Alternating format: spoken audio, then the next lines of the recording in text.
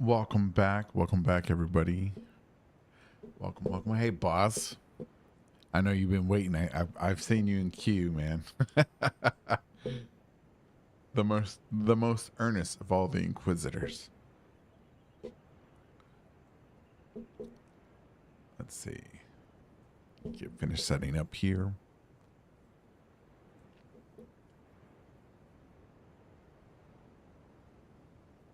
I hope you had a good day, man. Good day. Let's see what else. All right, so tonight, I guess.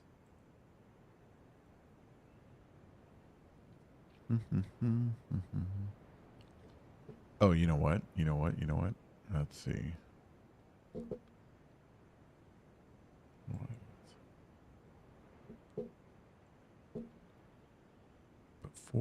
Before we do anything.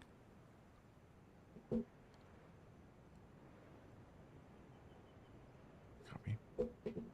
All right then. So, all right, so let's see. Let's get started. All right, so this is Sunday, the 4th, and once again we're opening up everything up to everybody that listens, everybody that watches the stream, and this is the open mic call-in show.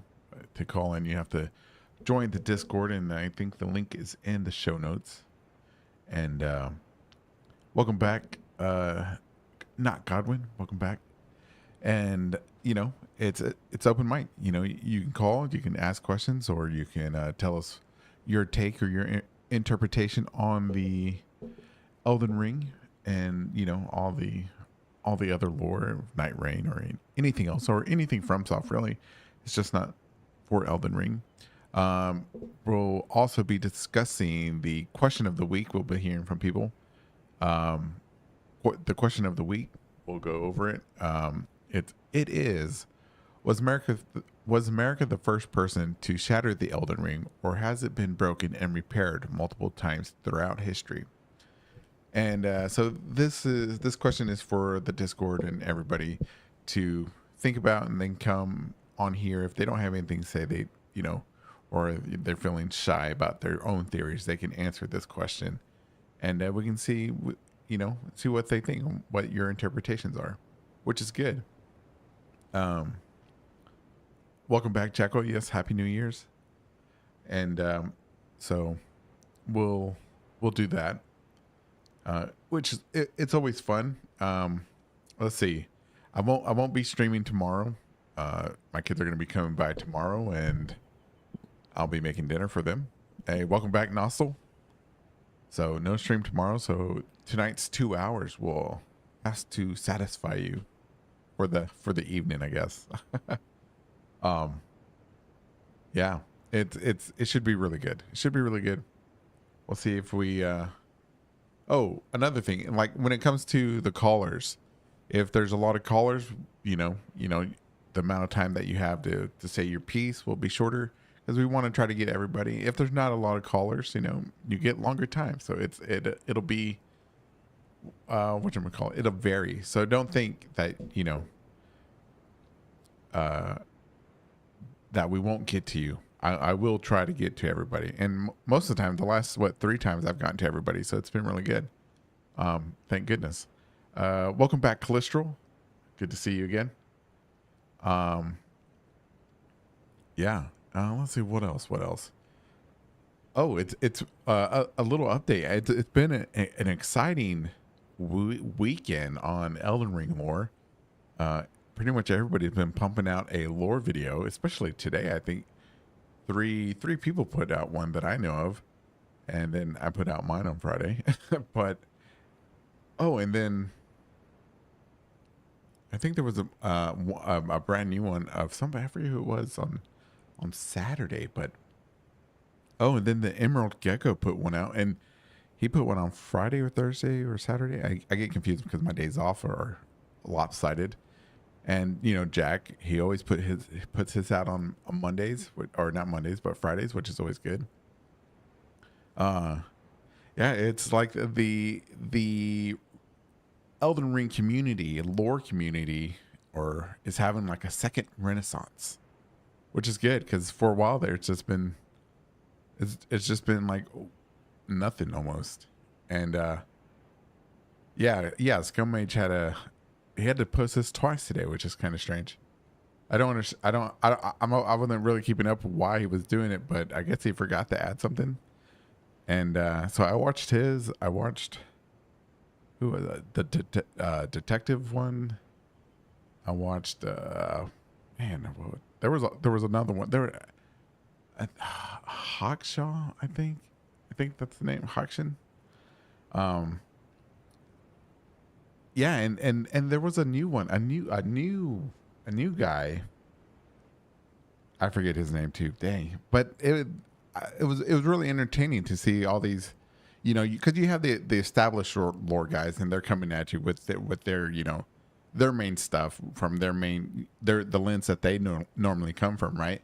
But then you had like this new blood coming in, and they were coming in from different interpretations, and you could see where they were also influenced by the main guys, which is okay, but you got to see their interpretation with a little twist, right? So it was good. I thought it was really good. Um, so yeah, anything else? Anything else before we get started?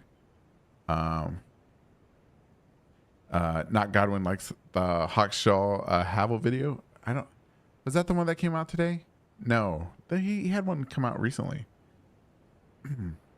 Yeah, like you know who I wish would still come out with some videos. There was this guy back in the day. His name was the Silvermont. He used to come out with some. It was back in the day when it was like Dark Souls was the thing to talk about. Silvermont and Vatividia were like the main two guys that I liked. They both had the British accent, and they were on the same. Um, it was kind of like the VHS and Betamax or CDs and HD DVDs. Which one was going to become the main guy, right? Because they were like putting out quality videos, both of them, and they're both in the same cadence like this. That was nice, and they're both British, Wata and stuff like that. And it was very entertaining to watch them both. And I don't know if they knew each other or if they were like in competition, but it was good to see. And I guess history says that if they were in competition, Vati won. But I like Silvermont. I wish he, I wish him the best still. I wish he still put out content like he used to. But things change for people, which is fine. The competition of Empyreans of YouTube. Yes, man. That's the way it was. It was nice to see because it was like, who do I like best, Vati or was it Silvermont or Vati or. And then I think there was also Dave Control, right? You remember Dave Control? Tarnished archaeologist made leaps and bounds. Well, I mean, I think when Vati, I'm not sure Vati's his system, like he changed, right? In my opinion, like he used to put out like all these videos, but then they became really sporadic. And then I guess they were just on his Patreon or something like that. He started promoting more of his Patreon and stuff and less stuff on YouTube. So I think when he started doing that, it gave rise to a lot of other content creators to have room because Vadi really just blew up and like really engulfed the entire community. He was almost like the emperor of man of, it was like, wow. But with him like going more towards, I assume more Patreon focus, it left a vacuum and it allowed for more people to come up, which was great because now we got all these different people in it, and it's amazing. Yeah, Tarnished Archaeologist. Hey, no, he's good. I watch him. I've been watching him forever. Yeah, and Nameless Singer, great stuff too. Um, I think there was one called like Nix or something, NYX or something like that. Great stuff. Smotown. Smotown. I just say I don't understand why people don't, vanilla this, vanilla that. It doesn't matter. It's all good. I mean, it, and sure, the one thing that like that, they seem to like be on the same page almost. Like they're like all like one company. It's kind of, because they all like look at it in the same lens, right? Which is okay. Glow in the dark. Welcome back. Um, yeah. So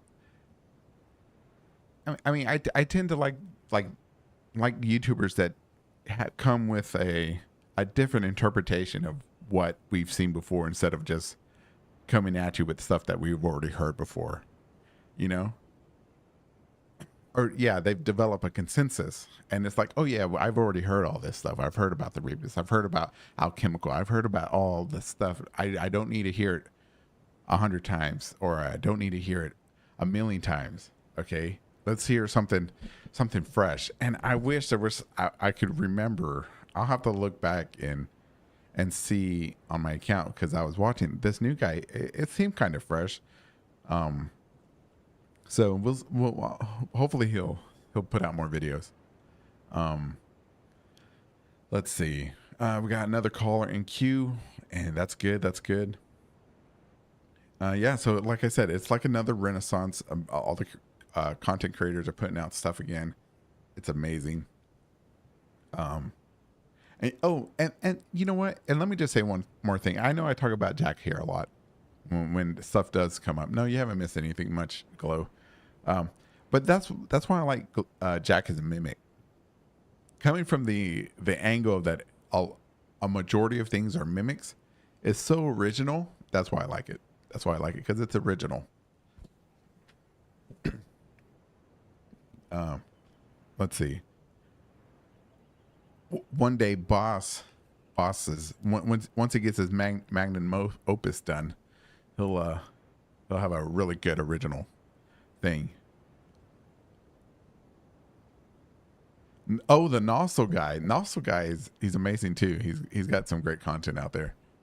Yeah, he believes that Ronnie is Ranala. I don't know how that works. I don't understand it, but to him, they're the same person.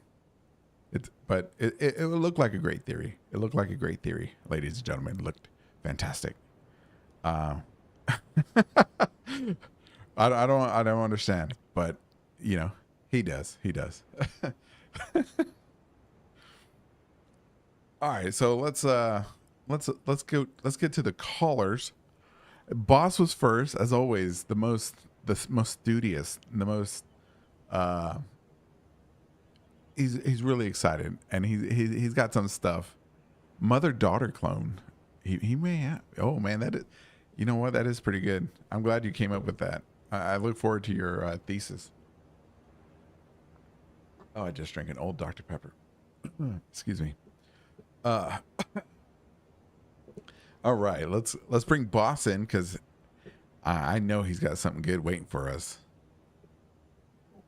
Waiting for us. All right, let's see, Boss. Where is? Oh, there it is. Oh, there's so many roles now. All right, Boss. Welcome to the show. Hold on, let's see if we get you in here.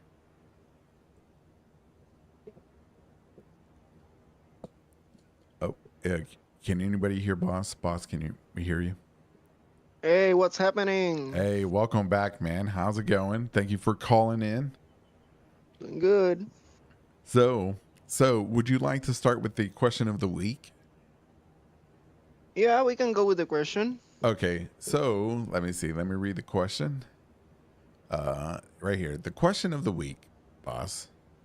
Was Yes. America the first person to shatter the Elden Ring, or has it been broken and repaired multiple times throughout history? Go ahead. Well, it's easy, the question. The question is yes, it's been broken. But I would like to center my my speech today Okay. to the last shattering because at least two times has been broken. but I think there's more material in the latest one Okay. than the first one.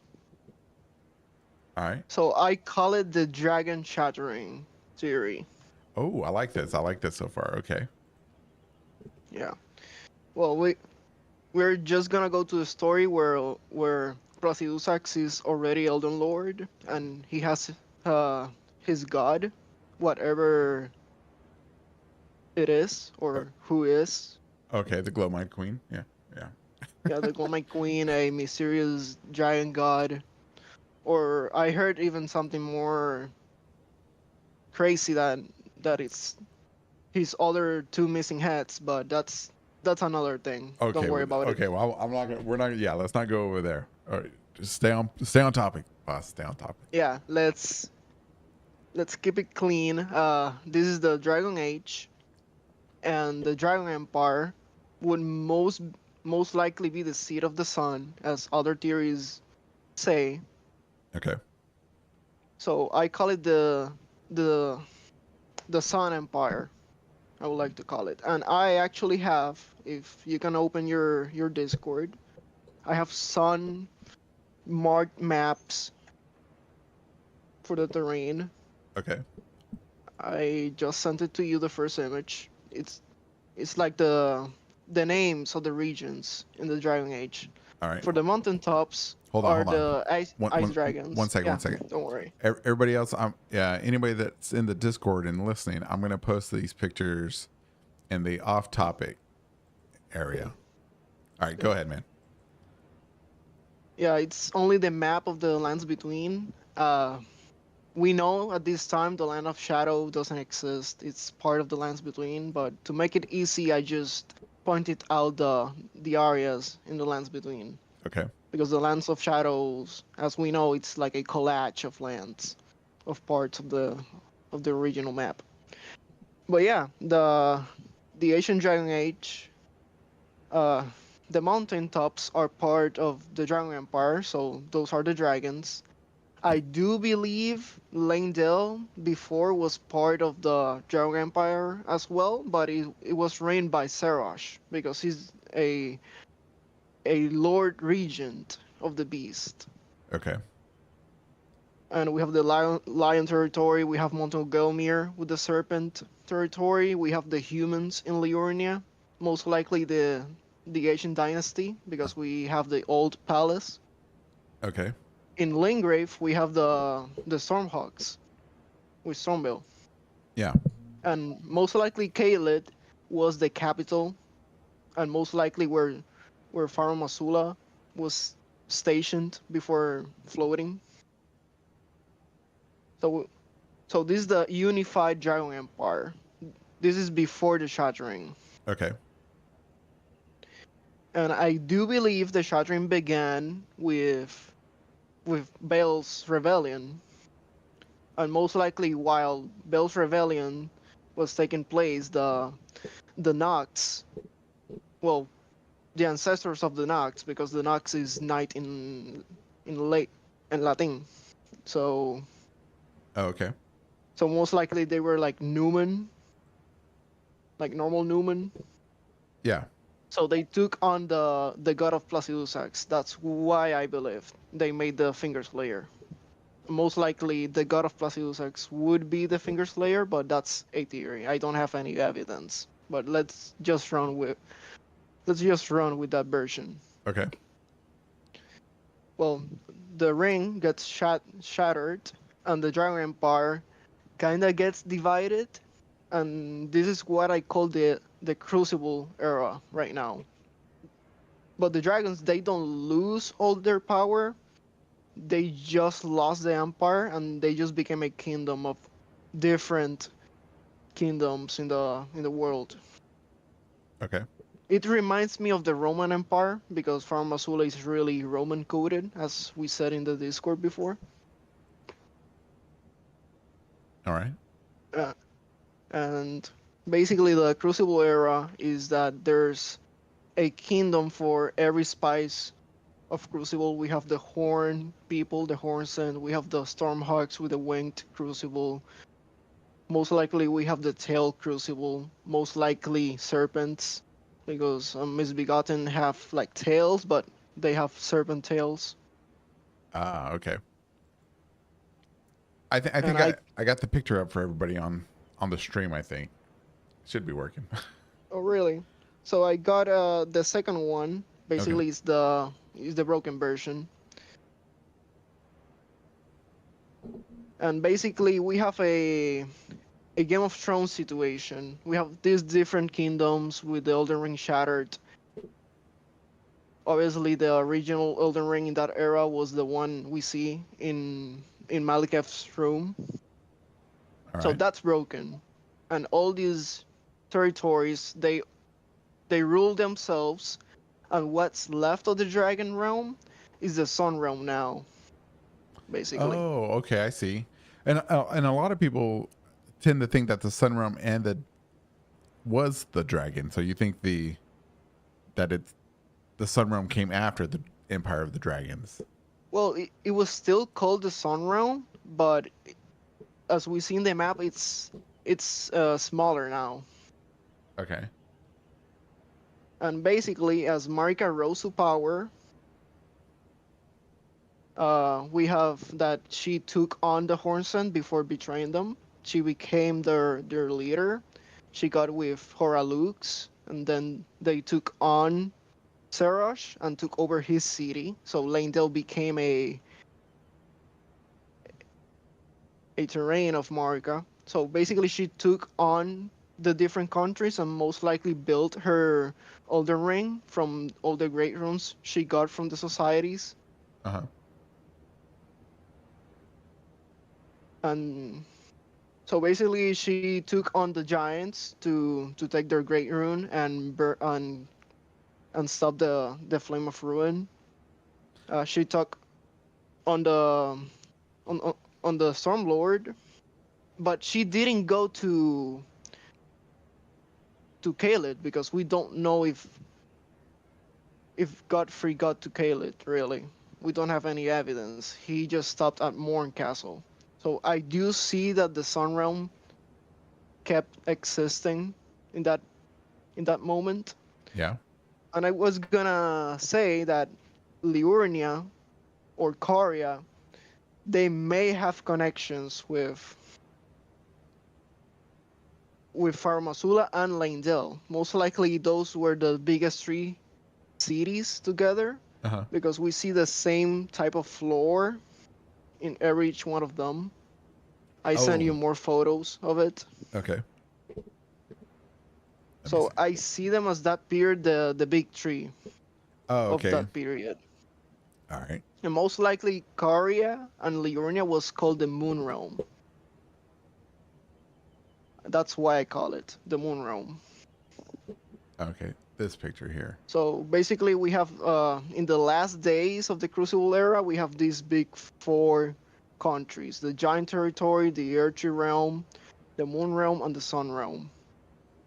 Okay. And basically, while Radagon was on Liurnia, Godfrey was maybe on his last campaign, entering the Sun Realm in Limgrave. And that's then the dragons take on Leyndell, and there's only Godwyn to fight the dragons because Godfrey's never mentioned to fight over Leyndell as well. So Hmm. we have all these things happening at the same time, just like you like. Yep. Yep. I do like that. And I would like to say the only thing that gets me puzzled is when Pharmasula began to float, because I do believe Pharmasula was already built on the floor, but it was but because Placidusax left, because when he fought Bale, he integrated Dragon Communion after, so he didn't go to his tornado first, like right after. Uh huh. So maybe in that time frame, they built Pharmasula, then it went flying, Hmm. and most likely the Sun Realm was transformed into the Glowmite Queen country. Most likely, she rose from the Sun Realm, and the Sun Realm most likely had the twin bird, the uh, the mother Yeah. of the Death Birds. Because in front of Masula, we have a statue of a twin bird. I currently don't have it. I thought I have it, but I will get to you later Okay. that image. Hold on 1 second. Somebody wants to ask a question. Luna, Oh yeah, you want to ask a question? Anybody got a question so far? I'll ask boss. yeah. I Or think I uh, went too overboard explaining small details, but I think I got my point through. Like the Crucible era was more a political uh takeover as well, as many countries had different great runes, and Marika took over every terrain and got her great rune. okay. And that's something interesting. She That's something you like, that Radigan was in the gate of the divinity. So most likely she conquered everyone else. Uh huh. Then she went to the divinity gate and took those strings. But at the end of all her conquests, most likely, because the Age of the Earth Tree was what she started with Godfrey, and the Golden Order was what she did after the Glowmite Queen was taken care of. So those are two different periods for Marika. Hmm. Man. Okay. So. Hmm. But yeah, what's Luna's question, Oh, or anyone else? I, I don't. I don't see. I don't think he responded, which is Oh, okay. don't worry. But yeah, that's my version. I- So, So it's a yes, and I'd explain the all right. the closest one. So in all of that, you just dumped on me, on us. Yes. Who broke it? Let me ask you. Maybe I missed that in your. Oh yeah, I didn't explain it. Most likely it was uh Placidusac's god while she died or they died. We don't know if it was a man or a woman. Uh-huh. But yeah, when they died or they fled, most likely their ring was shattered while Placidusax was fighting off Baal. So that would be, the shattering would equal the collapse of the Dragon Empire, basically. Okay. Let me ask you this. Do you think that the if the god is the one that broke it, right? If the god was, do you think they broke it to prevent Baal from having it, or did they break it to yeah, do you think they broke it to prevent Baal from having it? Well, in my version, the Nox were the ones who killed Placidusac's god while Baal was rebelling. So they were different parties, and they went after Placidusax and the god differently. Really? So you think the Nox killed Placidusax god? Yeah, with the Finger Slayer, or made the god out of the Finger Slayer. That would be my only explanation for the Finger Slayer for Oh. now. And I do believe the great sin they did to anger the girl will was the shattering. Oh, really? What Yeah, if? What if it was killing the god and turning the god into the Finger Slayer blade? most likely. And if they killed the god, they broke the vessel Uh-huh. of the Elden Ring. So they broke the Elden Ring indirectly or directly if they wanted to do that outcome. Okay. Okay. That's it. But yeah, Okay. this is my pep talk of the Your dragon shattering. your TED talk. Awesome, man. Okay, dragon shattering. So yeah, I mean, that could work. That could work. Why not? I mean, that would explain why. Like, well,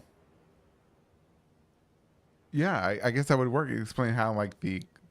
Wait, did you say the Glowmite Queen? Well, that would explain how the Glowmite Queen had the Rune of Death when Marika was a god, right? Yeah, because Marika was basically, she's the winner of the last shattering, basically. Of the last Empyreans trying to Yeah, the last competition. Yeah, the competition. Yeah, the last Mortal Kombat. Yes. Okay, okay. And and the Glowing Queen was basically the dragon's champion at that time. Like she took control of the Sun Realm basically. Hmm. Okay, I see it. I can But see I that. yeah. Well, is there anything else you wanna talk about now that you've answered the uh, the question of the week? Well, the only thing is I didn't mention Rao. Oh, okay. Rao is really important because I do believe Rao is the oldest civilization, even before the dragons took power. Real. Because Oh, I do believe Rao civilization is like the original people civilization, like where the giants work together with the humans, that they have good traction with the astrologers. and what gives you that idea? Well, it's the architecture from software does for their games. Like the oldest ones are most likely the first, and maybe the dragons didn't have architecture because they are dragons, so they didn't have anyone to build it after the beast Uh-huh. build their buildings. But Rao just gives me this super old civilization. It is in every place. It's swallowed by the earth basically. Oh, So okay. that gives it a real old. And they were the first custodians of the water cycle. You know, my favorite theory, the one I made. Are you still working on that theory though? Are you still don't Uh, give up on it? it's yeah, it's I'm getting it to be more refined with Rao, Okay. but there's no much material to work on. Just like explain Rao very well. Um, But yeah, it's I still believe in my water theory. I believe in your water theory too. It makes sense. I like it. It's very good. Yeah, but that would be all. I don't want to take too much time. Okay. Well, I appreciate you coming onto the show. Yeah, it's pretty solid, man. Your Yeah. your TED talk was the best. Let's have an applause for boss here, big boss here. Nah, Um, don't worry. I will post my thanks in the Discord. okay. Well, I'll be looking for it, man. Thank you so much. Yeah, thanks to you. See you, everybody. Dun, dun, dun, dun. That was boss. Hold on. Let me see. How do I do this again? Sorry, boss. One sec. All right, here we go. All right, boss. That was boss. He's the he's the Inquisitor's scholar, I guess you could say. um, Luna, if you're still around, what's your question? Yeah, if you're still around. But if you end up coming back, I'll answer your question if you have one, or we'll drag boss back and see if it was for him. Let's see. Next, it was Jackal. Jackal. Here we go. Let me grab him real quick. Let's see what Jackal has to say. Jackal, are you there? He's, Yeah, can you hear me? yep, I can hear you, man. Welcome All back. right. Welcome back. Uh, Wonderful to thank you. Do you want to start off with the question of the week, or do you want to just jump into something you have? go ahead and start the question of the week, but what I can say is I don't have a definitive answer, but I do have some possibilities. Okay. All right. So the question of the week was, Jackal, was America the first person to shatter the Elden Ring, or has it been broken and repaired multiple times throughout history? Go ahead. So, yes, the Elden Ring had been shattered before, but I don't think it's ever truly been repaired. Oh, interesting. Okay. Boss kind of hit several nails on the head when he was talking about the Nox planning to overthrow um, the sovereignty of Placidusax. Um, but there's some things I wanted to touch up on because I'm wondering if either the Elden Ring was shattered only once before or only twice before. Hmm. But So we understand when we reach Malekith's boss room that there is an Elden Ring being presented Right. in a form that is mostly tangled. Uh-huh. Um, and the Elden Ring we come to find is, well, a lot more simpler by comparison. Um, and although that could be attributed to America taking runes out and adjusting the Elden Ring to her preferences, I'm starting to wonder that maybe the Elden Ring only takes that shape because those were the runes that were found. What was that? You broke up for a second. What was it? It takes that shape because of what? Sorry, it takes that shape because those were the runes she had found. Okay. So, um, funny enough, before the stream started, I had to just beat the Divine Beast Dancing Lion, with at least one of my characters, and uh, I was trying to also look through Bellarat to kind of understand what their relationship was in regards to Placidusax and the Sun Realm. Um, there's a lot of reverence to be given to horned lions, and I always thought it was interesting that we don't find any horned lions in the DLC, save for the dancing ones, which aren't even lions at all. Hmm. But the horned lion, I believe, is supposed to be basically, you could call them bannermen for Siraj. He was described as a beast regent, Mm-hmm. and it may be more than possible that he was the ruler of the Altus Plateau before the Erd Tree came to power. Okay. Um, but of course, there is a great deal of land territory owned by the dragons. And I'm starting to think that maybe the dragons were around a lot longer than at least since the civilization of Ra. Okay. At least I used to think that, but then I realized that the ruined forges in the DLC are only recently built in regards to what it was. Oh, in regards to the massive magma flood that engulfed the world before. Okay. So But hold on. Let me make sure I'm getting this straight.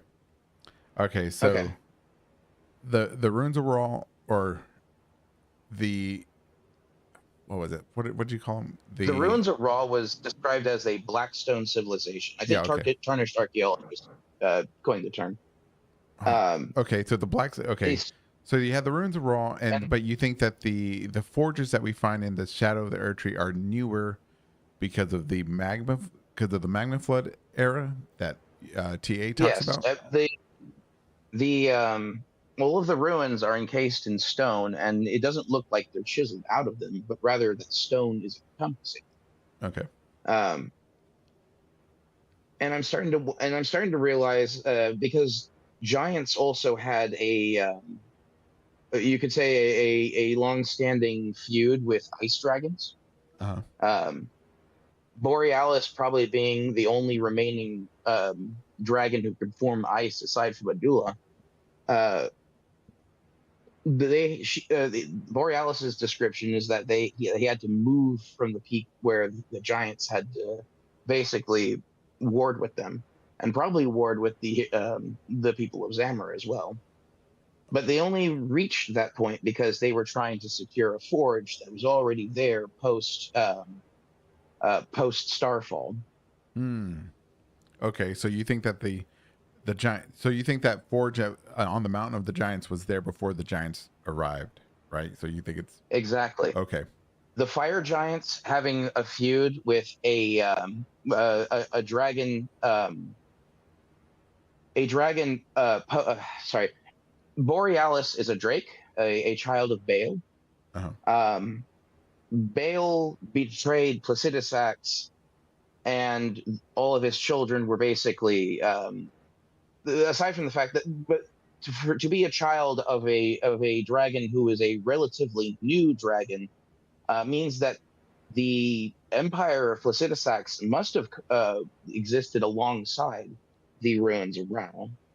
And I think the reason we find Farum Azula in the sky was because of the starfall. And when you talk about starfall, do you mean the a When I meteor, mean or that do you when mean?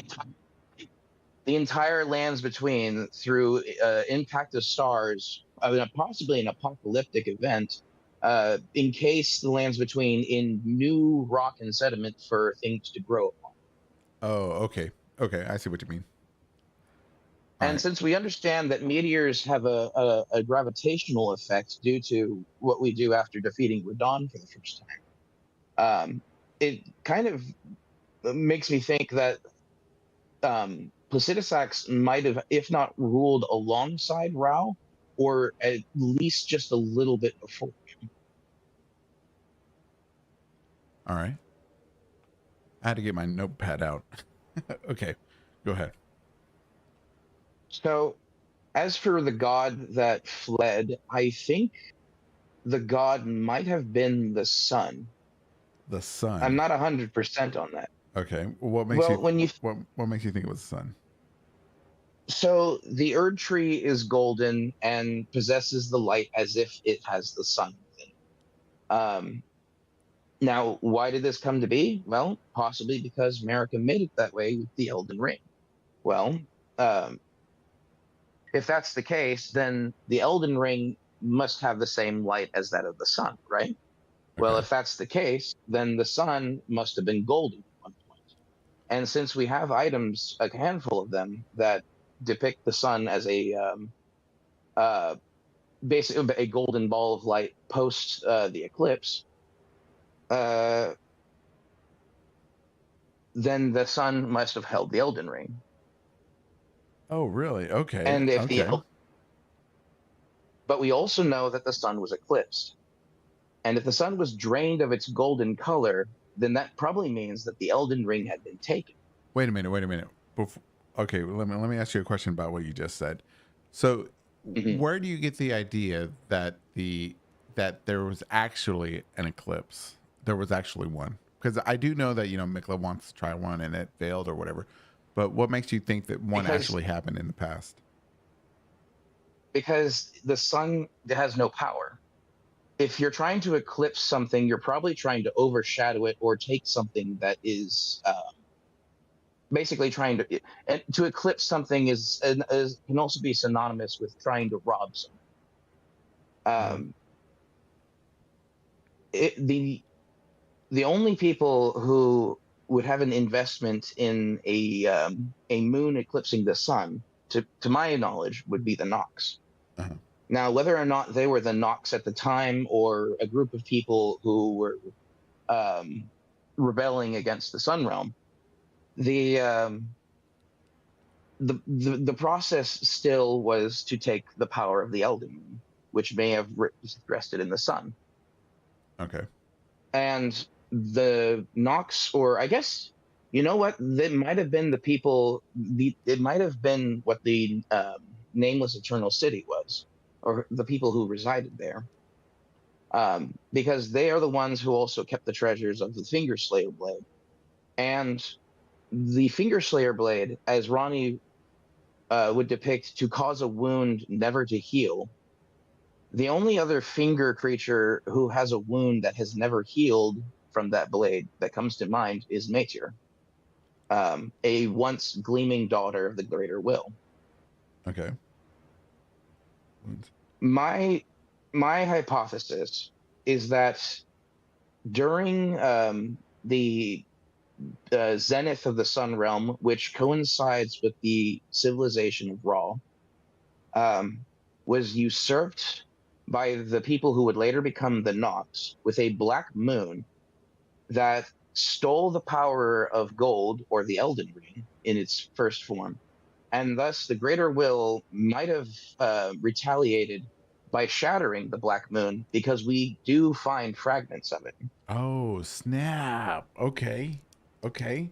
I like where you're So, throwing here. Nameless Singer, Nameless Singer, I forget which video, but she describes she analogizes the Erd tree to one of the Norse tree of memory.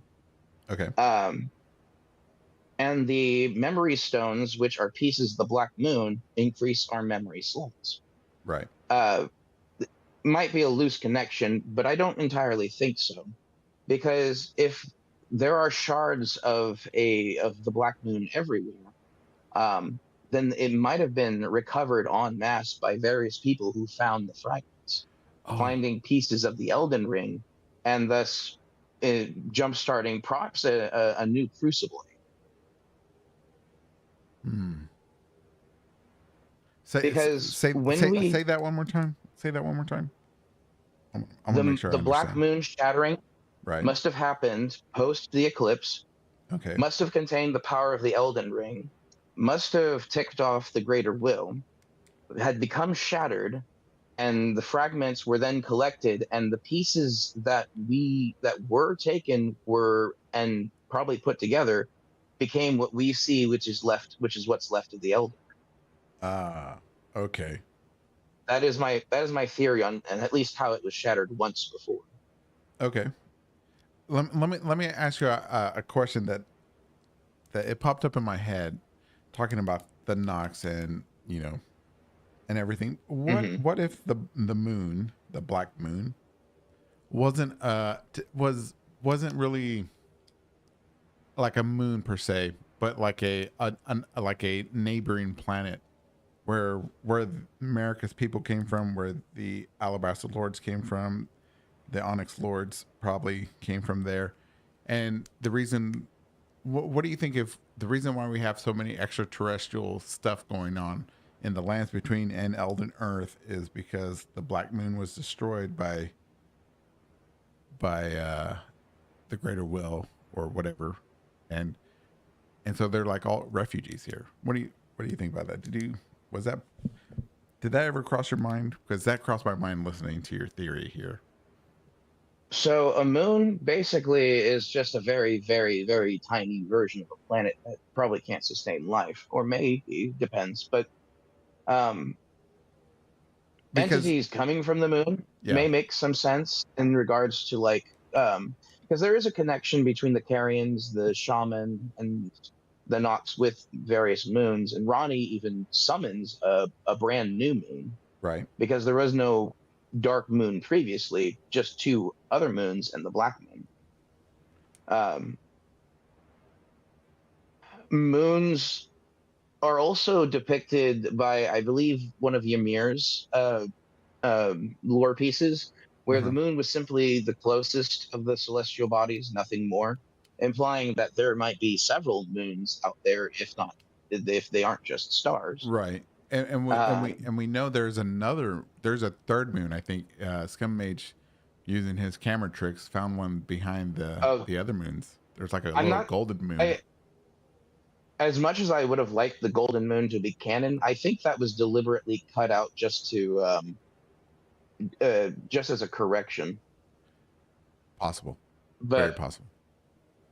because I believe that moon was supposed to also represent Mikola, but um, given his quest line, I'm not entirely sure if that would have ever even came about if things were different even. Uh-huh. But I think they just had that asset to use as a light source, and yellow is a good counter composition to blue. So I think that's why they put it. Okay. All right. I can buy that. Let's see.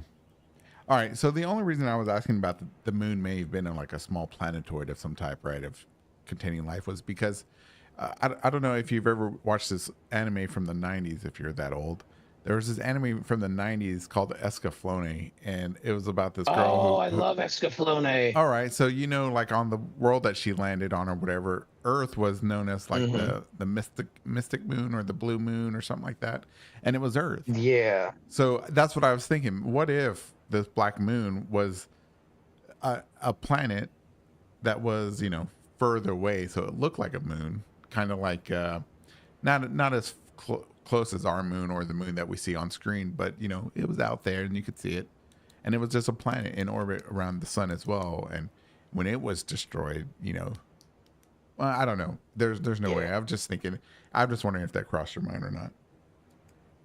You know, that I mean, your suggestion kind of makes me think like, well, if let's say maybe the Newman came from the Black Moon. We also have two other moons to also try and like theoretically work with that, because maybe other creatures may have came from there as well. But Right. then you could also have to pair that with the fact that Ronnie essentially, if she doesn't create a moon, she certainly summons it. Uh-huh. Um, and I don't think anything's really living on that, because it all, in addition to looking like a moon, it also looks like a black hole. Right. It sure does look like So a black hole. another theory is that if the moon is a living star, more or less, the same way that like other entities are stars, Uh-huh. um, we could also just simply see a massive entity with, you could say, power akin to a god trying to influence. Like, staring at the image of the moon you have right now is kind of making me see a face on the side. So as I'm saying, is that is forming, and it's a little A, unnerving. a face on But the side? if you look on the side towards the bottom, you see a sort of ovalish pattern, and then below it, a triangular, almost as if somebody's smiling outside of a shadow. Oh, you know But what? my Oh, hold on. You know what? That could match what we see on the map. Hold on. Not the map, but when you go to the Grace. okay, Where's the when you Grace? like, or when you, Where's the Grace? There it is. All right, hold on. When we change time, if everybody look in the corner here, when I change time, the sundial has faces on the moon and the sun. I think you can also see it on the map too. There you go. Oh, can you? All right, I will see. Oh, you can. Oh, never mind. There you go. Yeah. So, you know what?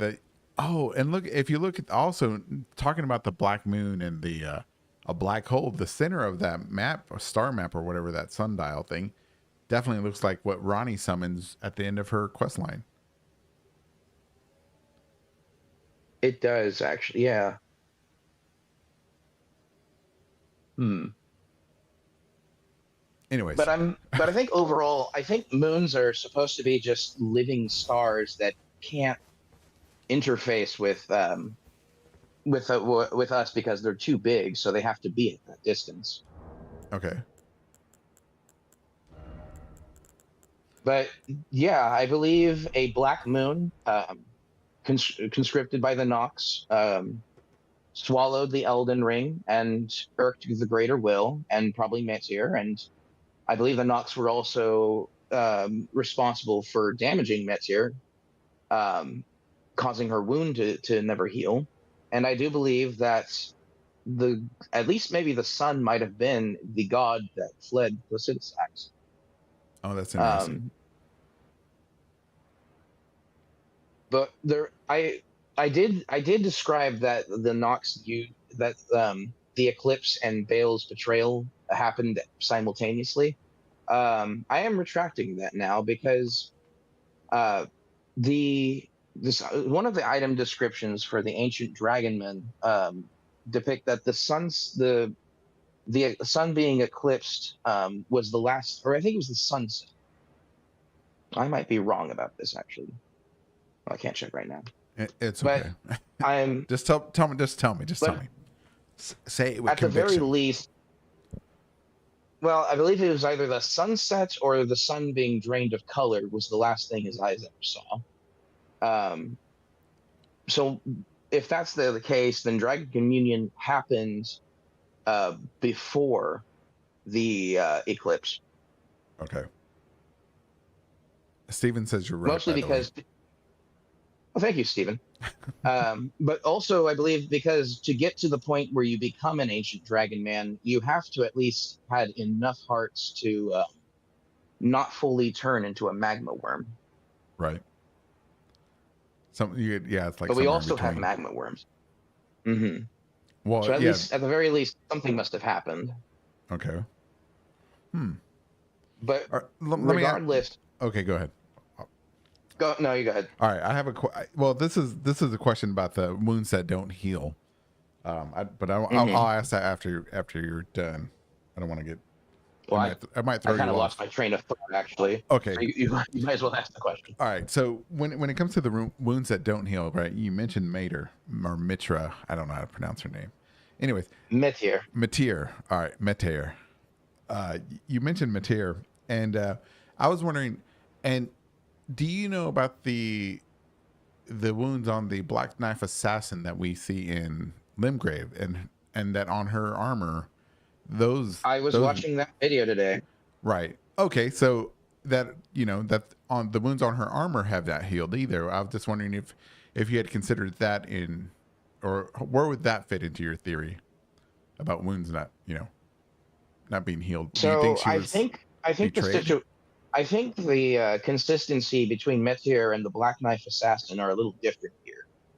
The Black Knife Assassin is more notably a Newman, probably shaman woman, who has the characteristics of being able to meld with her uh,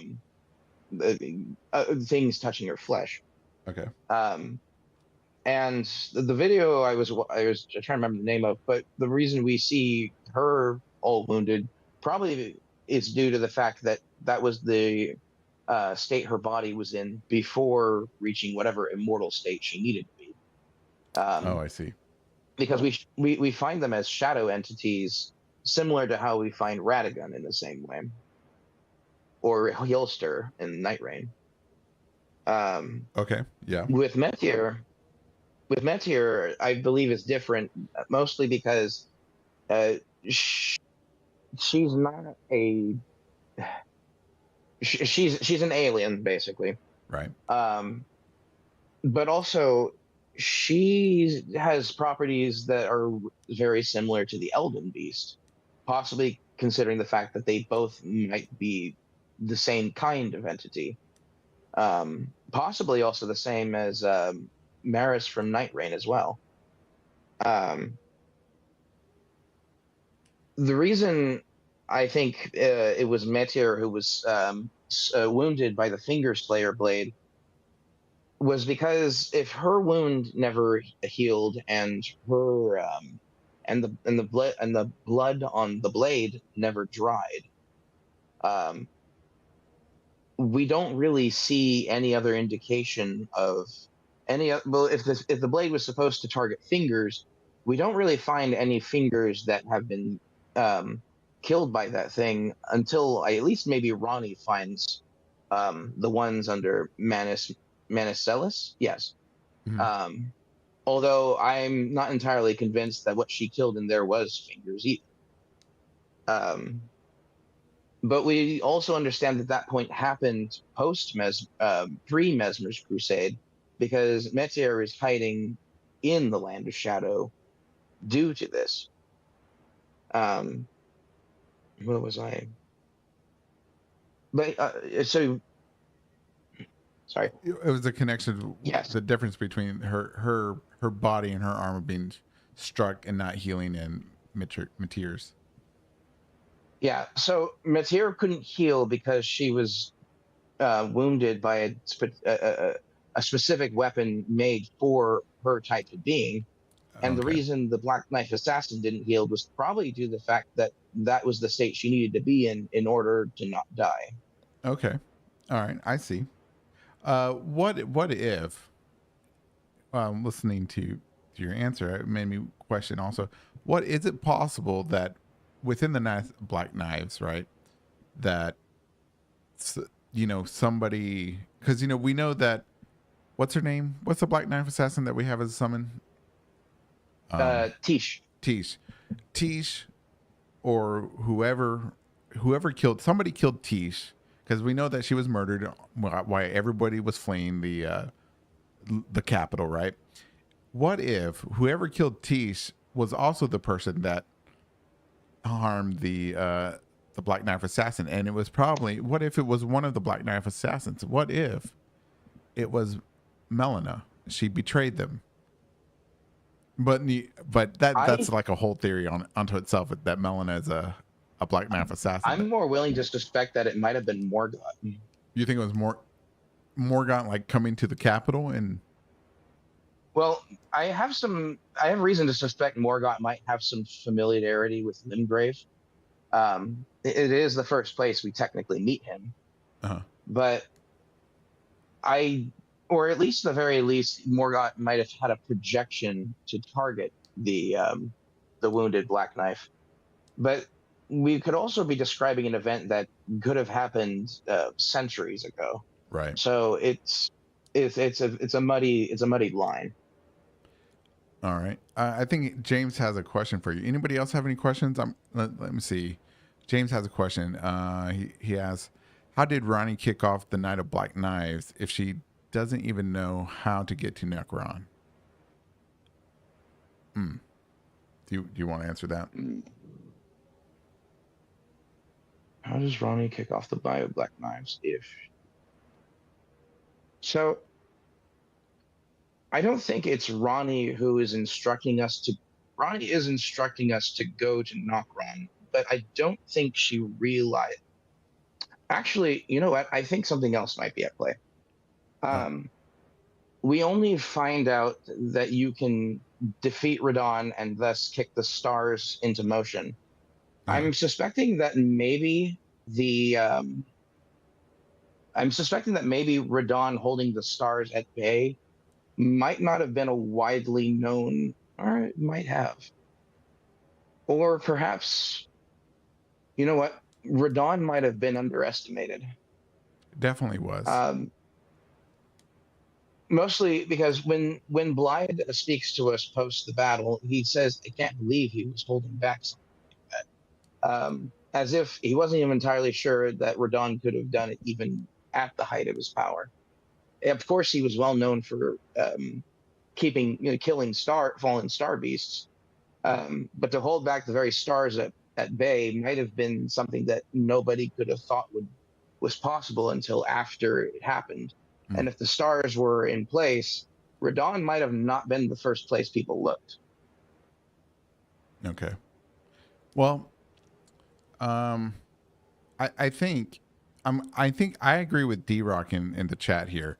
Uh, the the finger slayer blade has nothing to do with the Night of Black Knives, and I from what I understand from playing the game, that the knowledge of the finger slaying blade, probably did not come to Ronnie until after the Night of Black Knives, or it was post that night, because what she was focused on was getting a piece of the of Dust and Death from Malekith. So she used Saint Trina's magic to put him to sleep. She she used what was it? There was something else. She gave something to her brother Rykard just in case Malekith found It out. was the blasphemous claw. Right, there you go. So yeah, she was more focused on getting that. But one question that always bothered me, Stephen, was why Godwin and not somebody else. That question always bothered me. Why Godwin and not just some Joe Smo off the street who could have just died and lost his soul instead? That's a question we should all think about one day. But anyways, sorry. So is there There's any? also a question Boss asked. Okay, let's Would let's it be see. possible if Rao to be the seat of the Elden Ring because the goddess statue and being their downfall and breaking the water? Um, Hmm, I don't believe that would be the case because Rao doesn't appear to be a what's the word? Capital?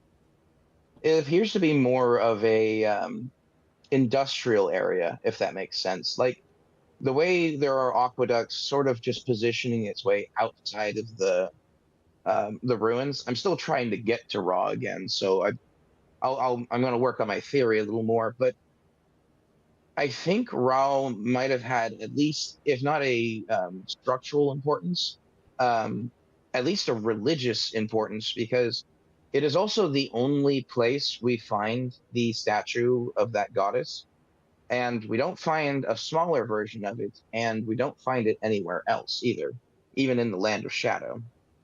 So I'm not entirely sure Raul was a main place of power for at least Placidusax's realm. hmm. That's better. That's Yeah, I'll agree with you. All right, But James, I definitely go ahead. go ahead. Oh, I was going to say James has a good point here, but I want you to cover your ears real quick while I address his question. Right? He says that you take the finger blade to Roger to identify Ranny. No, right? Well, you Yes. do, but the reason Roger knows that it's Ranny because he's a liar. He's deceiving you because he's working You for. need to stop with this slander. I will not stand for it. You can call him a manipulator, but don't call him a liar. He hasn't It, lied to us. What? he's lying to us. He's lying to us. How? That's a question for another day. But for tonight, I would be glad to hear it. anyways, is there anything else that you'd like to talk about? Um, Only that Rao does have a lot of importance into the rest of the lands between, but I'm still trying to work that out. Okay. Raw. Yeah, man. I think definitely Raw and the Blackstone civilization, and it is very, very, very important to the entire thing of the lands between because it's everywhere. And if you believe what TA says about the magma flood, then it covered everything. That entire civilization was gone in that flood.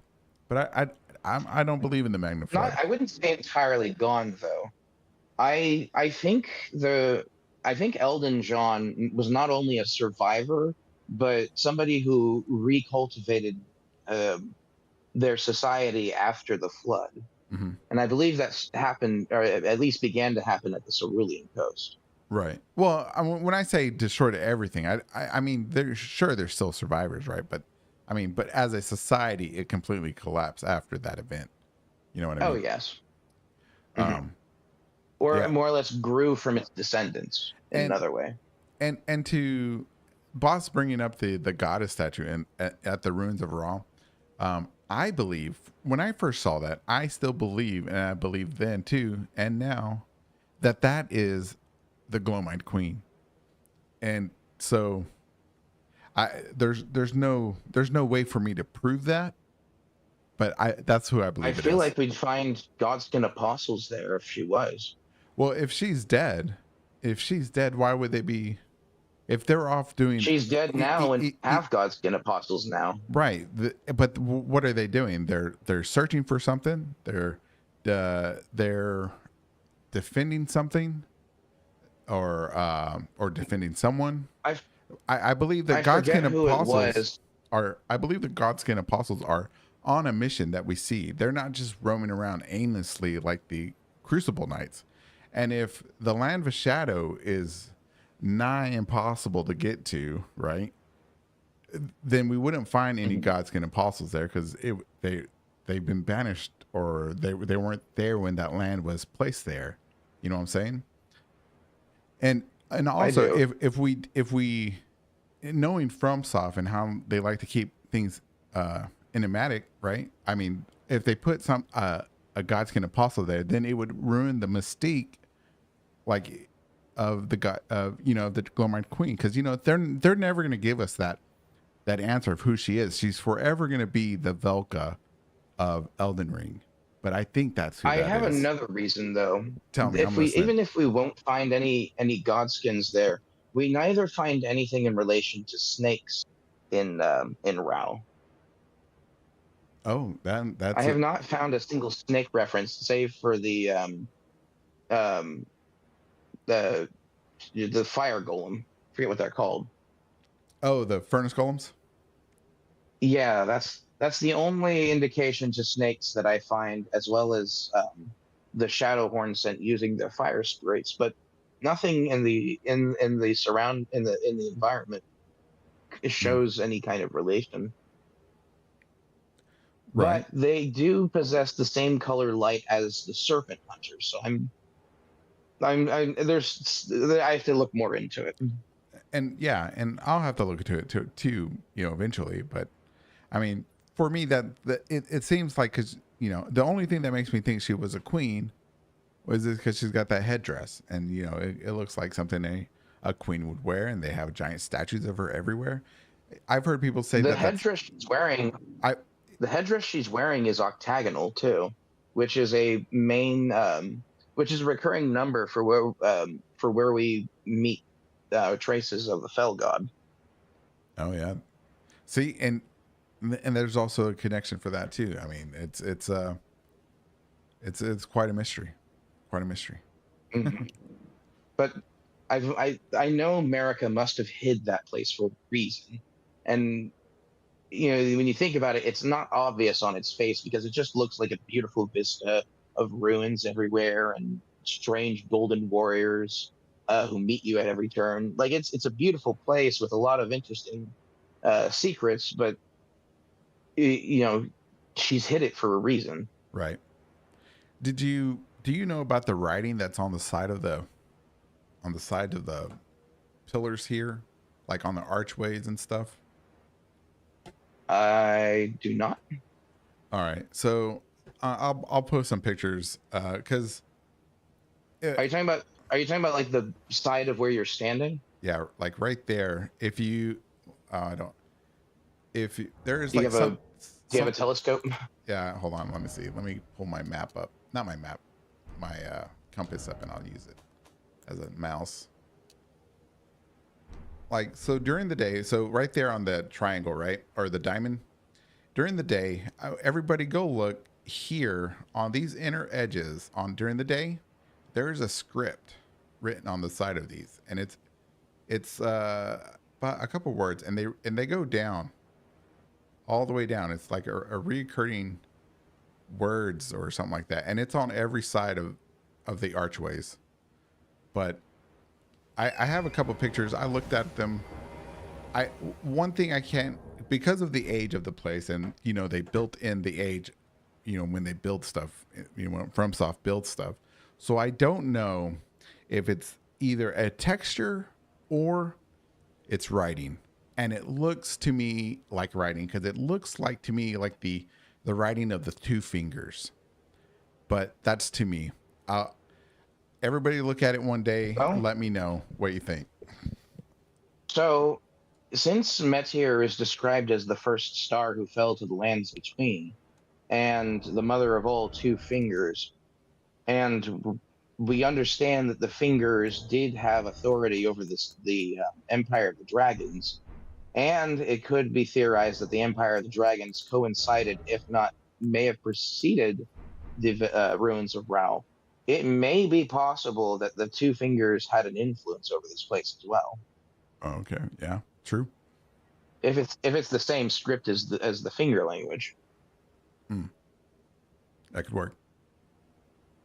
Well, check it out and let me know, man. I Check. will let you know. Yeah, I'm listening. All right. Well, I guess is there anything else? Um I hope everyone had a wonderful new year, and I can't wait to hear everyone else's theories. Awesome. Awesome. All right. We'll let you go, and we'll get not Godwin on here, and we'll see what he's got to say. Oh yes, not Godwin. All right, everyone, have a wonderful night. Thank you for coming on the show, man. I appreciate it. All right, no problem. Thank you.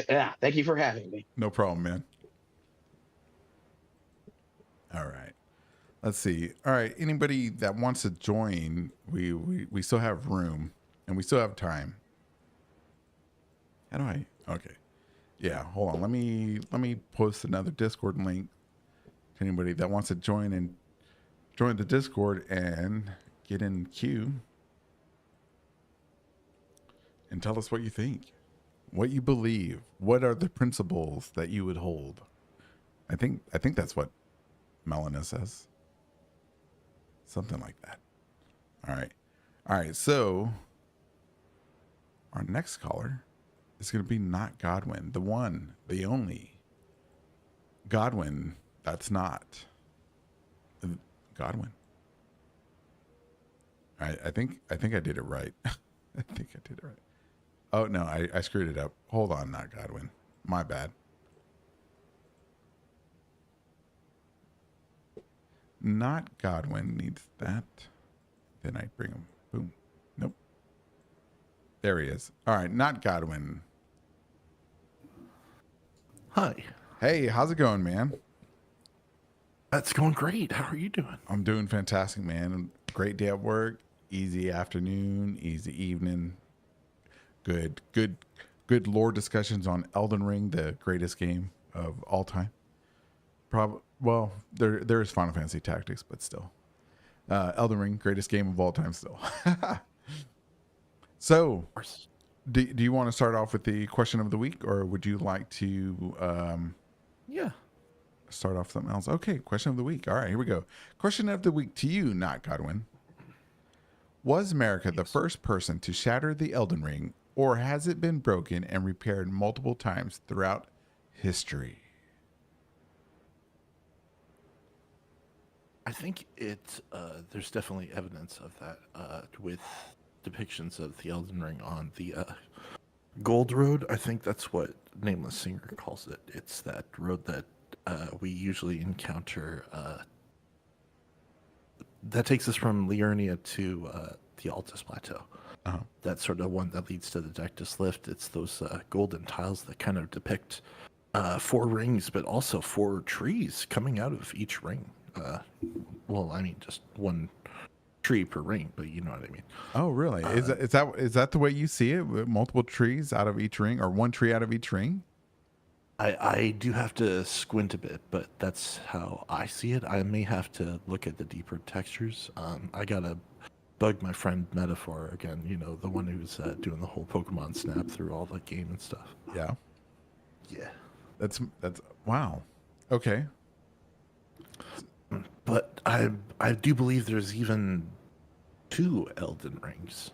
Wait a minute. Okay. Oh, okay. Hold on. Let me get my notepad. Okay. Let me. Okay. Go ahead, sir. Go do your thing. I'm listening.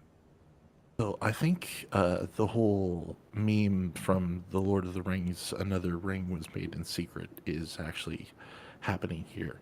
But it's not made in secret. There was always 2 to begin with. There's always a backup copy, and it's held in Farum Azula. That's the one that we see that's actually embedded in the rock because it's glowing. It's not a depiction of the Elden Ring. It's another Elden Ring itself. Oh, A shit. twin Elden Ring. Wow. Wow. Okay. Yeah. You know what? That always that I blah. Wow. You know. Hold on. You blew my mind there because I've always wondered that too. Why is it glowing if it's just like an image? Unless it was. Wait. What if? You know. I've said before, so I'll retract my statement for the moment, for the sake of the conversation, that Farum Azula is out of time completely. The entire city. What if that Elden Ring is a past Elden Ring from the past, but since we're in the present and it's out of time, when we go there, it's now in the present. You know what I'm saying? That it What about this too? Yeah, but it's a lot easier to say the other thing first and then get into this, of course. Okay, go ahead. Just No, yeah. I didn't mean to cut you off. No, Go no, ahead. no. That was my question. Well, what do you think about that? I believe that the Storm Beyond Time really messes with the timeline, and I hate thinking about the timeline always. It's Me too. you know how you're kind of like I reject the alchemy. I reject trying to think of things in a linear pattern. I like to think of your lines of thinking that it's all spiral or that time is disjointed. But in my 3rd video that I'm working on right now, I'm talking about how time pollution is definitely happening if you consider all of the smithing stones scales of Placidusax that twist time and that are just making time convoluted by polluting the lands between and beyond. Mm-hmm. Wow. Yeah, man. Since there's so many of them spread out, right? So they're having like an effect. They're kind of like a pollution. Yes. Oh man, that is a great theory, dude. What Also, what made we you come see up with this- that? It's I think it was one of the inspiration for that. It was one of Infa's videos when he was talking about how he thought that the smithing stones were pieces of old Farum Azula that just have more spiritual significance to them. I think it was because it was his whole great tree thing, and Farum Azula was a bird nest in the great tree that was in the north, but there was like a meteor impact that shattered every of the pieces. You know those giant ruined pieces that we encounter in Liurnia and most of the southern parts of the game? Most of the community just takes them as for granted as pieces of Farum Azula. And I'm starting to question if they're part of the Crucible itself, because I've been watching a few movies based off of Neja, like Neja, and they depict the Crucible in that mythos, that old Chinese story, like the one before Sun Wukong. The Crucible gets shattered and it's everywhere, and it just visually reminded me of what happened to Farum Azula and how Farum Azula combined with the flame of the giant, you know, the flame of ruin, the giant's cauldron thing. Right. If you combine those two, it's kind of like a city with the power to create like a flaming tornado. It's very reminiscent of the Castle in the Sky's ability to like orbital strike thing. If you've ever seen Miyazaki's Castle in the Sky, I'm a huge fan of Studio Ghibli and all those movies and stuff. Nice. Yes, I've seen that movie. Yeah. Oh, I'm glad. Yeah. I had a question. I was trying to picture what you were talking about, the Farum Azula being a city in the Great Tree. Yes, that's Infa's idea. Okay. He did a great video on it. Okay. It's just part of his Great Tree video. Dang. Well, I will ask you, since I will ask you this question, and you'll not the answer for him, but what do you would it be like have you ever played World of Warcraft? You know, like the Night Elves, they had that city inside that giant tree. Do you think that's what he was thinking? Something like that. I personally haven't played it. I've always wanted to. Oh no, but you don't I can. That's a horrible game. he kind of envisioned it as like a bird nest mixed with the crown, as best as I could describe it. If I were to sell that idea for him, I'll have to find that video, or if you find it, link it to me so I can see it, because there are a lot of videos. Best one. And yeah, it's his best one. I know, it's great. I love his newest video as well on the whole Voldemort head on the back of Scholar. Oh right, that was pretty good. I didn't believe it at first, but I checked in game and I saw his nose. Right. Oh God. Oh yeah. If you look on Bonfire VN, that guy does amazing work. He's definitely got that. I never saw that one. You know what? He's getting so popular, Bonfire, with the community, man. I see his stuff like in so many videos nowadays. And I'm like, oh, I feel I'm happy for that guy to finally he's getting the recognition that he deserves. Hell yeah, man. He's doing God's work. Yeah, he is. He's doing America's work. Go ahead. Go ahead. I wanted to encourage all of you to check out the Foundation series. It's kind of a continuation off of the iRobot movie with Will Smith and stuff, but it's all in the future, and you absorb so many Elden Ring references. It's so hardcore. I swear the first episode is all about Farum Azula being destroyed, and also, the whole concept is that a man mathematically predicts the future with this form of math, and it freaks everyone out because it's so far into the future, and the whole sci-fi galactic empire is crumbling in the first place. It's amazing. There's even an emperor. The emperor is actually created as a small kid, a man in his like 40s or something like that, and an old man. They clone him 3 times, and get this, they're called Dawn, Day, and Dusk. Oh snap! It's like so. It lockstep in line with Night Rain and all of its references. yeah, the whole we elect to become the foundation is always these sly links to their favorite stories, like how the Golden Bough, like Scion of the Golden Bough, is a reference to the book by someone amazing who I don't know. Whatchamacallit, and the name of the show is Foundation? Oh, yeah, the Foundation. It's just it's the Foundation series. Is it on? Where can I find Oh, it? it's on Apple. Oh man, okay. I'll have to Google it then and read it on Wikipedia. I don't have a streaming service, but everybody else, I y'all can find it. Okay, yeah. 'Cause like I said before, I don't watch a lot of TV and stuff, so I'll Google it and read up on it, see what's up. Oh yeah, I was just encouraging it because of the whole twin Elden Ring thing. It follows that story as well. I'm just hardcore into all of these references because I feel like they really tackle the cracks of what we don't know if we kind of get the cultural stories behind them, like almost this pre-Arthurian myths and all of this Buddhist stuff that they cram into Elden Ring. Yeah, it's weird. And it really is weird, right? And it's nice too that they did that. Is there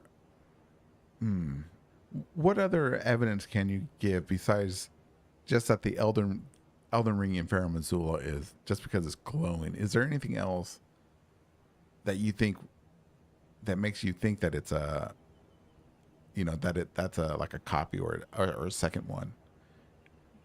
You know what I mean? It might have something to do with our interactions with the Rune of Death. If it was actually destroyed, if Marika did if she previously just destroyed the rune, or if she just sealed it away inside of Malekith. I think there is a very like 10% chance that we're creating a whole new Rune of Destined Death using the backup system, basically. Oh, But yes, Isaac Asimov, he's amazing. But I also wanted to mention Grank in Malekith. If you actually fight and kill Grank in the Bestial Sanctum Temple, okay. he has the longest dying animation in the game, and I'll explain why. He flops to the ground and turns into black dust, fine, but then that black dust is in the air for like a minute. Like for a minute, you're just breathing Grank, and it's beautiful. If it wasn't so disturbing. Okay. And so, what do you think the significance of that is? At first, I thought it was maybe it's because he was a shadow, but I tried it out on Blythe, and I saw you fighting Shadow Blythe just the other day, and I noticed it didn't really create any black motes instead of the usual white flames and white motes that people turn into when we defeat them. I also wanted to hype you up on your worm theory. I love your worm theory, bro. Do you? It's yeah. Scum Mage Info kind of went in the similar direction, but he was like kind of referencing possibly the life stages of the lampreys inside of people. And I think it's you guys are both onto something really important. And also, I love the Thing references too, as you were talking about. Oh, I love the Thing too. Like John Carpenter's The Thing. I love it too. I love it so much. Dude, I'm glad you like it. It's well, like I said, I didn't see the connections until I was reading Boss's theory about his water theory or his water spirit theory, and I was looking at Bonfire Vian's video about showcasing the Forsaken Hollows, and so I was looking at the picture of Elden John, and at the same time, the video was flying past that goo, right, that sludge, and I was like, wait, and I paused it, and I was like, holy moly, holy shit, there's a connection there, and it just started clicking, and I was like, man, and I'm not here to convince anybody or tell them that I'm right, that what my worm theory is correct. But to me, it makes so much sense. And so when I went there and I looked at that, and it was like a giant capsule that all that black sludge was sitting in, like it was stored away, or it was locked away, or it was a transporting, and it crash landed. I don't know, but it but there's something there, and looking at that stuff, it made me realize, like, wait a minute, I've seen these little tentacles things before. And I was like, Rykard. And then I went to Rykard and I was like, what if this is like the thing? Every piece of it is alive. Have you ever seen Princess Mononoke? Yes. Yeah, it could be like that curse of hatred or whatever it was that got the boar. Yes. I think that's what it's referencing. And it's linked to iron. You know how like iron is so important in Night Rain? Uh-huh. Is it? Wait. Yeah. Wilder's coins are perpetually cold just because they are iron. Oh, okay. I haven't played Night Rain that much, and so I'm pretty weak when it comes to Night Rain.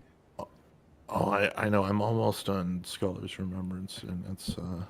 I haven't done any. Yeah. I haven't done any. That game is so not for me. I try to stick with it because I'm still head over heels in love with the lore with it. All right. It's still. It's kind of like, how do you explain something that doesn't exist anymore? Like, how can you still tell the story when things have been censored out of reality or destroyed? Right. Basically. Right. Yeah. I don't know. Man. Yeah, that's why I think all of the content is diegetic. I'll explain what that is. It's like the characters actually hearing the orchestra and the soundtrack instead of them not hearing the soundtrack and only us hearing the soundtrack.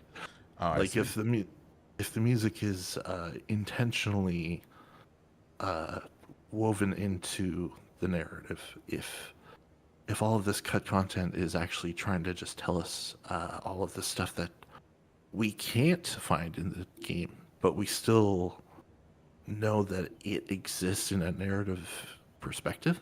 Mm-hmm. And wouldn't you guess it, there's a worm. There's a cut content item that's just a big worm. Really? Yep, there is. And there's even a triple knotted umbilical cord that looks pretty wormish as well. I've seen that. Yeah. On Fextra Live. It was yeah. I don't know what to make of that stuff. The cut content is, to me, I think it's. I'm on the fence if not to use it or if to use it. That's okay. That's okay. Yeah. For cut content, I mean, I think a lot of it, if it makes sense, right? Then it makes sense, and it was cut because it made too much sense. And if it's like Jackal was saying about the moon, right? The hidden gold moon. What he said made sense too. It's like they hid it because it doesn't make sense anymore in relation to the story that's presented to us. And so, like, yeah, that's true. But if there was, maybe. I don't know. You know what? I don't know. That's right. I'm on the fence. Speaking of the Black Moon, I retranslated all of the original Japanese with online translator, and it's kind of shows in the original Japanese, as far as I can tell, that the Black Moon falling and destroying itself was just hearsay. It is said, really? It's very ambiguous in the original Japanese. Oh, but really? For us, it's yeah. And I wonder if it's it's a really wacky theory that we're inside of the Black Moon, like kind of a weird Hollow Earth theory. Yeah, I was about to say, like a Hollow Earth. I mean, yeah. That make I don't see how that would work. Like I had posted a picture on YouTube about the Hollow Earth theory, but I don't think that works either. Um, hmm, I don't. Yeah, but what about like a flat Earth thing model? Do you think a flat Earth model would work with Elden Earth? Oh, funny you mentioned that. In the Silmarillion, like the prequel to The Hobbit, that's very much what we're left with, is a kind of a flattish Earth with get this, a night gate and a day gate, and they actually pushed their equivalent of Satan out of the night gate. Really? Yeah, they like just booted him out of reality, and the whole Sauron thing, that's basically the devil's vice president that they're just fighting the whole time. Oh yeah, I think I've seen a couple of videos about that. Yeah. Yeah. Speaking of wounds that never heal, that's where that comes from. Is when Frodo gets stabbed by the Nazgul, like Oh, the that's Black right. Riders and stuff. Yeah, that's why he has to go to like the Undying Lands, because he's just suffering from a wound that never heals. And I think it's really telling with the time travel aspect if we have blood that never dries and wounds that never heal, like in What Happened to the Guardian. Yeah. Yeah. So, I don't know. So let me ask you this: how much inspiration do you think well, we know they got a lot of inspiration, but do you think that Elden Ring is just one giant regurgitation of lore mythology, or real life mythology and other people's works? I'm glad you asked this because I bring this up in my 30th, in my third video that I'm coming out with this Thursday. Actually, I'm finally releasing it with Nekipu. I'm collaborating with Nekipu. She's great. Awesome. Big shout out to her. Anyway, Oh no, my I think my internet crashed. sorry, you still there? Oh, okay, yeah, my stuff is back. It's crashing. I don't know what's happening. No problem. I'm sorry. Can you repeat the question? Yeah. Okay. So my question was, how much inspiration do you think or do you think it's all inspiration? How much inspiration Yes. they took into development, or do you think that it's just a regurgitation of real life mythology and other people's literary works? So what George R. R. Martin seems to do, as far as I can tell, just is take literary cliches and his favorite stories and everything that we kind of know inherently and might recognize, and then he flips the scripts. He makes the bad guys good. He makes the men women. He makes if something is stolen from you, it's given away. If they give it away, it's stolen from them. It's the inversion. Uh-huh. And it's a very clever way to keep things fresh and still work with the same subjects that you love, like dragons and trees and fog. Okay. All right. So, all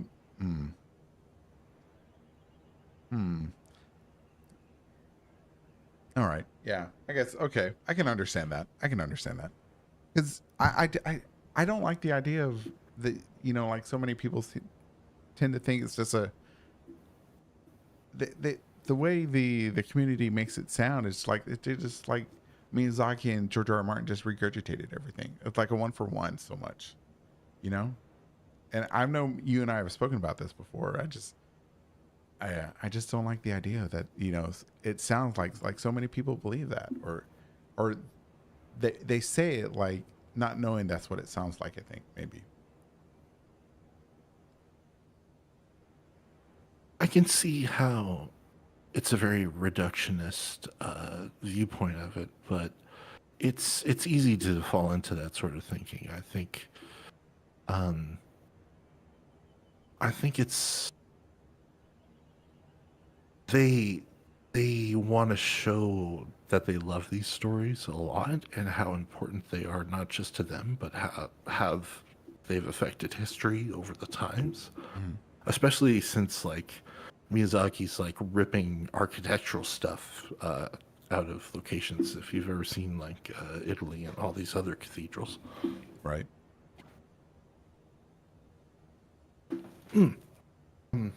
But yeah, just back to your worm theory again. Okay. This whole Mark of the Centipede cut might actually be some weird surgery to like precisely kill some internal parasite. See, that's pretty good because like I had posted after the video, somebody had reminded me that like underneath the skin in the trailer for the story trailer for Elden Ring, we see Godwin, his flesh is like crawling underneath with worms or with something crawling underneath, right? And to me, it could be like parasites. You know, they've become active now that he's dead, and you know they're trying to stay alive.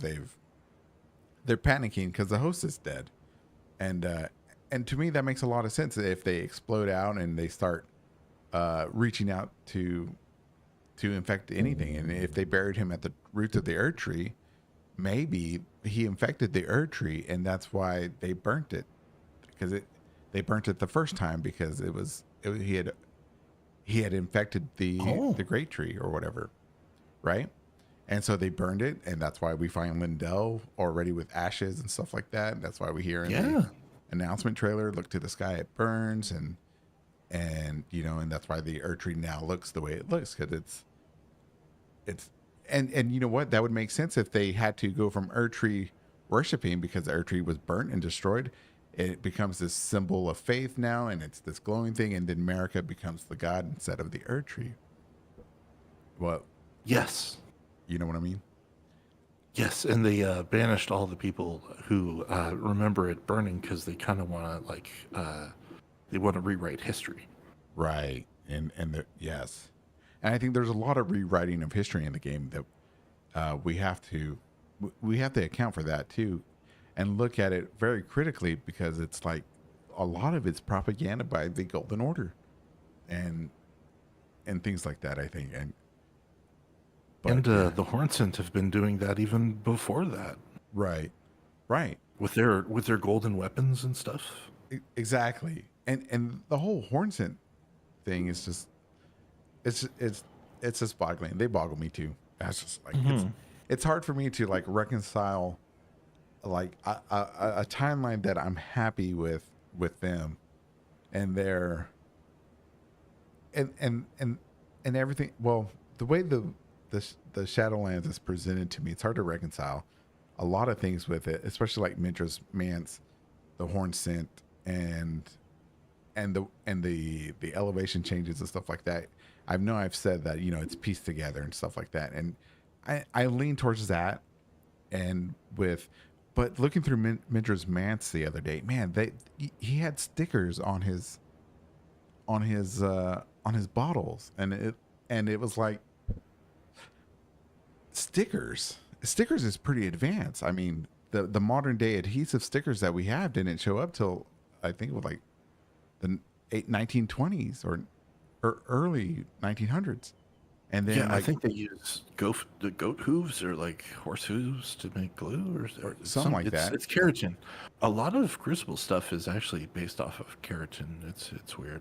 And so it tells me that, you know, either Midra was, you know, ahead of the time, or he was in touch with other cultures outside before he got banished, right? Before the whole area is banished to the lands between. And it's just, I don't know, man. I just don't, because, you know, I went to like Lindell to see if there was any other bottles anywhere that had stickers. I didn't find stickers anywhere. Man. Nowhere did I find stickers. Yeah, the Shadow Keep and Nox architecture, that's like years and years ahead of what we usually see as architecture in the lands between. So it kind of implies that they're not technically people from the future, but they've survived a cataclysm that restarted civilization. Oh, really? Like imagine the Nox survived a weird cataclysm while they were still in like the 15 or 1600s. I'm not really sure.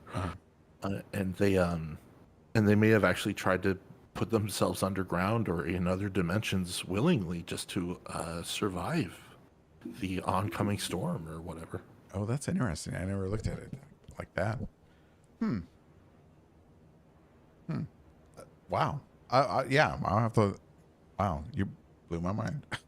I sometimes wonder who makes the advanced pulley bow or the jar cannon. Oh yeah. It might be Rabath who made the regular jar cannon, but we're not really sure if we can tie these. I thought originally I thought it was like a weird demi-human that was just smarter than everyone else that could craft these things because there's something about demi-humans and strings and Well, I don't know. I've also heard that stuff like that was the advanced stuff was made by Mikla, but I've never bought that into that too much. But I like I've said before, I do like the idea that the Elden Earth, the lands between, were on the cuspice of like their industrial revolution. They were getting ready to go to the next level, and then it just collapses, right? Because especially with the what are those the fire monk skull tanks, you know. You find a bunch of them in Liurnia, right? And they're all like destroyed, and they almost look like Yes. steam machines, like steampunk. And it's like, wow, these people were like advanced, and then it just collapsed. Everything just collapsed. It's quite amazing.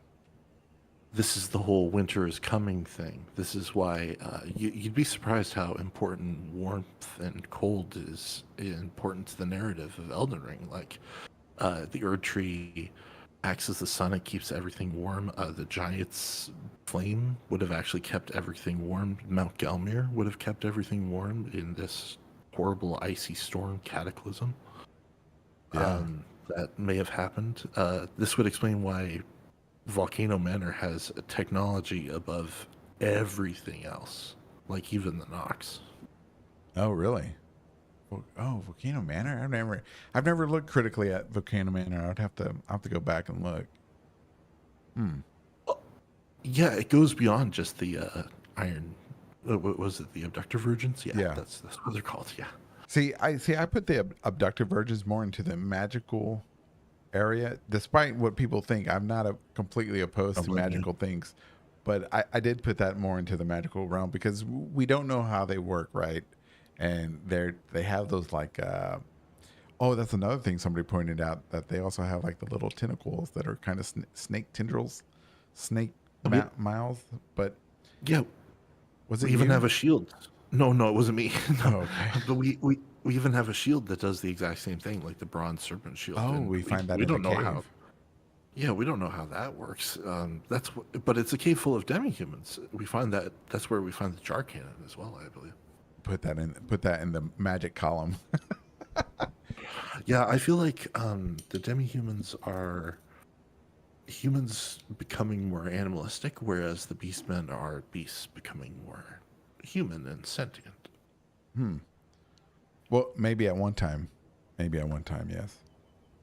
Well, They have stone eyelids, by the way. who The who, beastmen, the beastmen have stone eyelids. You If you s- put you- them to sleep, yeah, you said that they do? yeah. I'll have to double check. I think you said that the other day on stream. I'm just full of these facts. I can't hold them in. Stone eyelids. I'll have to look at that, and I'll have to smoke on it. Let's see. And when I say that, I mean like think. I don't smoke. I like Oh, that. of course. Let's see. Stone. Let me write that down. Stone eyelids. Beastman. Yeah, It's interesting. if you're a big fan of the Dune series, there's a possibility that Radagon might even be America's grandfather or some older relation, like an ancestor spirit that's possessing America, and that's part of divinity. Kind of like divinity is so big, one person can't handle it, and that's why it has to be spread amongst two people. I don't know about that one, man. There's like, for me, there would be no textual evidence for that, and there would be no visible evidence for that either. I kind of get the vibes from Mikola after he comes out of the Divine Gate. He has all the aspects of Miranda. He's basically Miranda reincarnated. Right. Well, with using the sacred light, which is white stuff. Yeah. Hmm. Which is a very Crucible thing. Which it is, and with the crucible spell and the flowers that are able to do that, I do believe there is a connection there, and maybe that is, I've often thought that maybe that is a what is that? That's like sacred power, but without order or whatever. It's without the influence of the greater will or the Elden Ring. Because if the Elden Ring is gold and the Elden Beast is gold, if everything that was sacred had that white light, kind of like, the white light, everybody knows that, then the Elden Ring came and tainted it. And so it's the taint of the gold of the Elden Ring is what causes sacred stuff to have that gold tinge to it. But but I can't prove that. That's just something I've thought about. I agree. It kind of reminds me of how the Godskin Stitcher is green painted white. It says it's a Celadon, which is a shade of green. It's painted white. Is it? Yeah. Celadon. Oh, you know what? You're right. That is green. Interesting. I bring it up because last time I mentioned that the ruin fragments were originally green in cut content. Oh, you know what else? Yeah, Emerald City stuff. Sorry, what were you saying? You know what else? Talking about Celadon, and verdigris, right? So, you know what else I noticed? I was looking at that giant dragon over there in Dragon Communion in Shadowlands, and that sword that's sticking out of its skull, or you can call it looks like a sword to me because it's like got a tapered end. Yeah, it's also green. It's got green veins in it. Exactly. Yeah. So I was like, oh, I wonder if that's that. It's got that verdigris on it, or gris, or whatever. And now that, oh man, dude, I don't know. There's just, I don't know, man. Well, anyways, is there anything else? I got 8 minutes left. Anything left you want to say? I just wanted to throw out one last thing that Tell me. maybe the Greater Will is an actual job position for the Outer Gods. Like it's the Elden Lord equivalent for an Outer God. Like it's just a title. A title. Yeah, it's just a title, and that's why the Greater Will may have been left, and nobody has taken up the mantle yet. Oh, that's interesting. You know what? I've never thought about that, and that's quite possible. I mean, if there's a pantheon of gods, right, and they're actual beings, sure, why not? That would work. But yeah, other than that, I just want to give a big shout out to Nike Poo. All of her videos are really funny and delightful. Oh, you should put a link in the Discord to find her and stuff, or like a video of hers. Yeah. Yeah, don't be afraid to do that. Maybe send her an invite to Discord. And, if she's got something to say, that's nice. I'll definitely do that. Let's see. Do you want to promote your video? Go ahead. Tell us what. Yeah. Go ahead. It's my third video is all about Night and Flame. How it's talks about warmth and cold. It talks about why there's fire spirits and white sprites. The fire sprites and white sprites. It goes down a lot of deep things. It talks about why Hailstorm and Gladius love each other, why there's a connection between Duchess and Wilder, Renala and Mesmer, Radagon and Renala. It's the pattern keeps going on. It persists. I also talk about soul transfer and how it was split.